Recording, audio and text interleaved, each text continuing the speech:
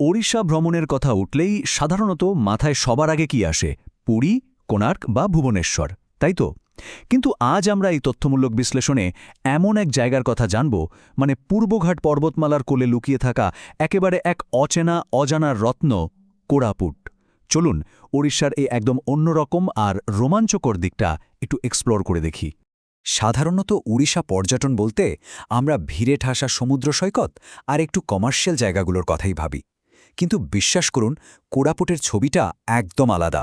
সমুদ্রপৃষ্ঠ থেকে উঁচুতে কোলাহল মুক্ত শান্ত একটা পরিবেশ, আর তার সাথে মিশে আছে চমৎকার আদিবাসী ঐতিহ্য। ভিড়ভাড়টা এড়িয়ে প্রকৃতির খুব কাছাকাছি একটা নিরিবিলি গন্তব্য খুঁজলে এর চেয়ে ভালো অপশন আর হতেই পারে না। আজকের এই এক্সপ্লেইনারে আমরা মূলত 5টি বিষয় কভার করব। 1. কোরাপুটের অজানা সৌন্দর্য। 2. প্রকৃতির অপরূপ রূপ। 3. সংস্কৃতি, ধর্ম ও উপজাতি। 4. যাতায়াত ও থাকার ব্যবস্থা। আর সবশেষে থাকছে ভ্রমণ রুট ও বাজেট। ব্যাস, এইটুকু জানলে ট্রিপ প্ল্যান করা একদম জলের মতো সোজা হয়ে যাবে। তো শুরু করা যাক আমাদের প্রথম পয়েন্ট দিয়ে। 1. কোরাপুটের অজানা সৌন্দর্য।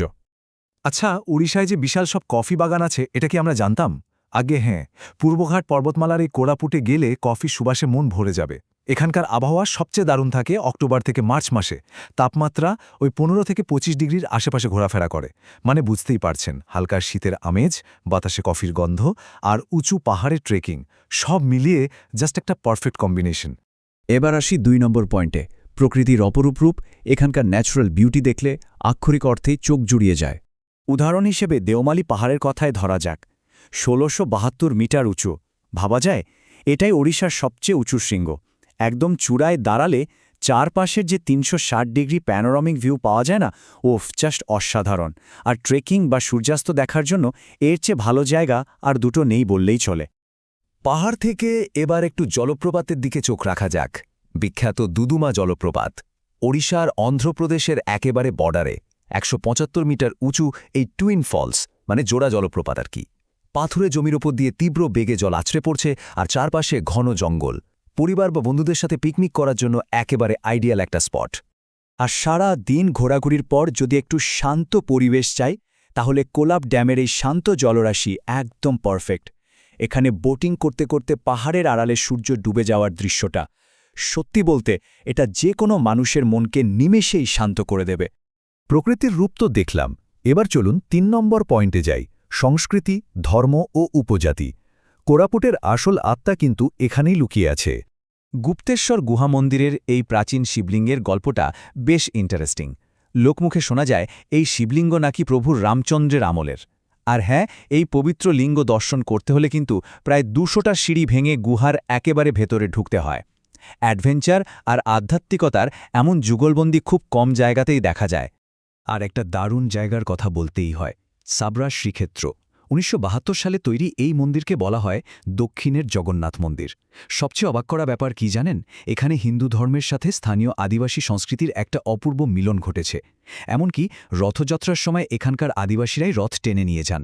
এটা অনেকটা পুরীর জগন্নাথ মন্দিরেরই একটা ছোট্ট আর সুন্দর ভার্সন। এখানকার আদিবাসী সংস্কৃতিকে আরও কাছ থেকে জানতে হলে কোরাপুট ট্রাইবাল মিউজিয়াম আর অনুকাদেল্লির বৃহস্পতিবারের মার্কেট, যেখানে বন্দা উপজাতির মানুষেরা আসেন, সেখানে একবার ঢু মারা যেতেই পারে। তবে একটা কথা, এটা ভীষণ জরুরি, দায়িত্বশীল পর্যটক হিসেবে আদিবাসীদের ছবি তোলার আগে কিন্তু অবশ্যই তাদের অনুমতি নিতে হবে। তাদের প্রাইভেসিকে সম্মান করাটা আমাদের সবার প্রধান দায়িত্ব। এতক্ষণ তো ঘোরার কথা হলো, এবার আসা যাক একটু প্র্যাকটিক্যাল কথায়। আমাদের ৪ নম্বর পয়েন্ট, যাতায়াত ও থাকার ব্যবস্থা। কোরাপুট পৌঁছানো কিন্তু মোটেও ঝামেলার নয়। প্রথমে ফ্লাইট বা ট্রেনে বিশাখাপত্তনম বা ভুবনেশ্বর, সেখান থেকে ট্রেন বা বাসে সোজা কোরাপুট বা জয়পুর। তবে একটা জিনিস মাথায় রাখতে হবে, এখানকার স্পটগুলো বেশ দূরে দূরে। তাই আরামে ঘোরার জন্য দিনে ২,৫০০ থেকে ৪,০০০ টাকার মধ্যে একটা প্রাইভেট ক্যাব, যেমন ইনোভা বা এক্সইউভি ভাড়া করে নেওয়াটাই সবচেয়ে বুদ্ধিমানের কাজ। থাকার জন্য এখানে সব রকম অপশনই আছে। যদি একটু গ্রামীণ আদিবাসী পরিবেশ আর ইকো রিসর্টের ফিল নিতে হয়, তাহলে দেশিয়া কোরাপুট বা ইকো রিট্রিট পুটসিল দারুণ জায়গা। ভাড়া শুরু ওই ২৫০০ টাকার আশেপাশে। আর যদি বাজেট একটু কম থাকে, তবে জয়পুর শহরে রাজ রেসিডেন্সির মতো অসংখ্য মিড রেঞ্জ হোটেলও পেয়ে যাবেন। ১,০০০ থেকে ৩,০০০ টাকার মধ্যে দারুণ ব্যবস্থা। দেখতে দেখতে আমরা আমাদের এক্সপ্লেনারের একদম শেষ পর্যায়ে চলে এসেছি। 5 নম্বর পয়েন্ট, ভ্রমণ রুট ও বাজেট। চলুন একটা স্যাম্পল 4 দিনের ইটিনারারি দেখে নেওয়া যাক, যাতে রাস্তায় সময় একদম নষ্ট না হয়। প্রথম দিন, পৌঁছানোর পর মিউজিয়াম, সাবরাস শ্রীক্ষেত্র আর কোলাব ড্যামের সূর্যাস্ত। দ্বিতীয় দিনটা রাখা যাক দক্ষিণ দিকের দুদুমা ফলস আর বালদা গুহার জন্য। তৃতীয় দিনে ঘুরে আসা যায় পশ্চিম দিকের গুপ্তেশ্বর গুহা থেকে। আর শেষ দিন মানে চতুর্থ দিনে দেওমালি পিকে একটা দারুণ সূর্যোদয় দেখে ট্রিপ শেষ। একদম লজিক্যাল প্ল্যান, তাই না? এবার আসি সবচেয়ে গুরুত্বপূর্ণ প্রশ্নে, খরচ কত? মূল শহর থেকে যাওয়া আসার ফ্লাইট বা ট্রেনের টিকিটটা বাদ দিলে থাকা, খাওয়া আর ওই লোকাল ক্যাব ভাড়া সব মিলিয়ে 4 দিনের এই ট্রিপে জনপ্রতি আনুমানিক 15 থেকে 25,000 টাকার মতো একটা বাজেট রাখলেই একদম নিশ্চিন্ত। আসলে কোরাপুট এমন একটা জায়গা যা প্রকৃতি আর শান্তির এক অতুলনীয় সংমিশ্রণ উপহার দেয়।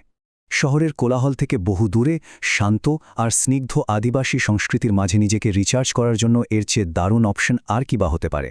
ভেবে দেখুন তো, পরের অ্যাডভেঞ্চারটা এই অজানা রত্নের বুকেই হলে কেমন হয়?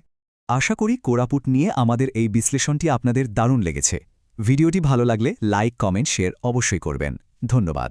খুব তাড়াতাড়ি নতুন কোনো চমৎকার এবং অজানা বিষয় নিয়ে আবার কথা হবে। ততক্ষণের জন্য বিদায়।